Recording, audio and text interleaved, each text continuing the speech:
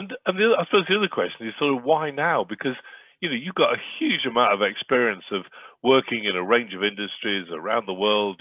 Supporting leaders. You know about this stuff. What was it that brought it all together in this moment in time for you? Well, I think you summed it up. I think in everyone there is a book. And probably most of the people here have heard of Michael Bungay Stanier. And Michael's written a couple of absolutely fantastic books. But one of his books was The Advice Trap. And I think every coach falls into that trap of, instead of asking questions for which you don't have answers, you occasionally start giving answers, or you start going down a track of being, the advice bogey. And you can write a book giving advice without actually being the advice bogey. It's there. I've turned it into what I would call a self-help book. Right. And I hope as we investigate tonight, you'll see exactly what I mean by that. So effectively, it's your excuse as a coach to start telling people things. Exactly, Bob. Yeah. Excellent. So, well, I mean, I was drawn to it because I loved the way you'd brought in sort of management intelligence and emotional intelligence, and as you said, Judith Glaser's great work on conversational intelligence. So I liked the structure of that. But you start off with something about knowing yourself. So how important do you think it is that people do some sort of assessment? You talk about DISC and MBTI and things like that. What's the importance of doing that kind of formal assessment?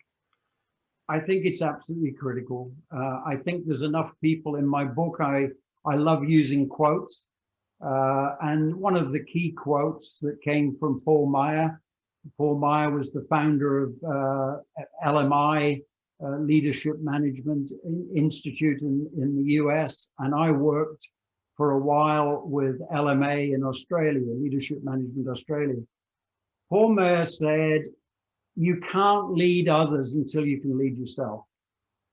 And it's a very simple statement, but the reality is until you know yourself, you know what your hot buttons are. You know when somebody is actually getting you feeling uncomfortable in your own skin. And if you've been a coach or if you've been a trainer, there are going to be those people that know how just to test whether you can walk the talk. And I suppose really the reason for saying know yourself is to be aware of how you like to be taught isn't necessarily how other people like to be taught or how other people like to be communicated with. And so in the book, I've limited it to 6 particular focuses. Obviously, I'm a great fan of 360s, which your company does, Bob. But I really believe that the more you can hear back from other people, the more you can start analyzing and listening to that feedback and understand yourself. I love other things like that was originally brought in around about 20 odd years ago. And that was know your strengths. And that was brought in by Buckingham. And obviously now it's under, I'm just trying to think of the name of the organizer. Tom Rath. But knowing your strength, how many times have we ended up joining a company and being picked to join the company because they perceive we have particular strengths, to find out within the first 6 months they're trying to actually rub all the rough edges and convert us into looking like every other person in the company. But I like that it's not just, you're also focusing on values in there as well, aren't you? Which is always, core to the way that we coach, So, so what do you recommend around finding out about values? Well, in the book, I put a questionnaire. Now, I didn't bring the question. I didn't create the questionnaire. I've had a couple of questionnaires myself. But the person whose work I've used is Bernard Desmet.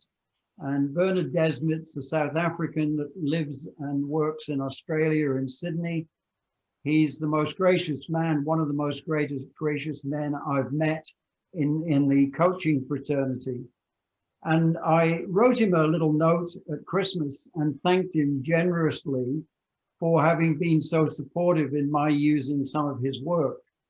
And he came back with a Zulu expression called Umbutu. And Umbutu is, I am what I am because of you. And he said, thank you to me.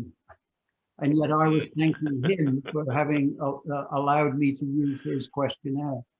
But knowing your values, the point you made there, Bob, knowing your values, knowing what you stand for is really critical, because if you are coaching people and you are helping those people find their values, I don't know if most of the people here tonight do sort of chemistry checks with who they're going to actually coach.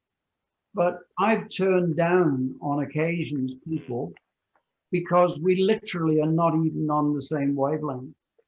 And in all honesty, I'd be wasting my time and their time. You need to have an alignment of values.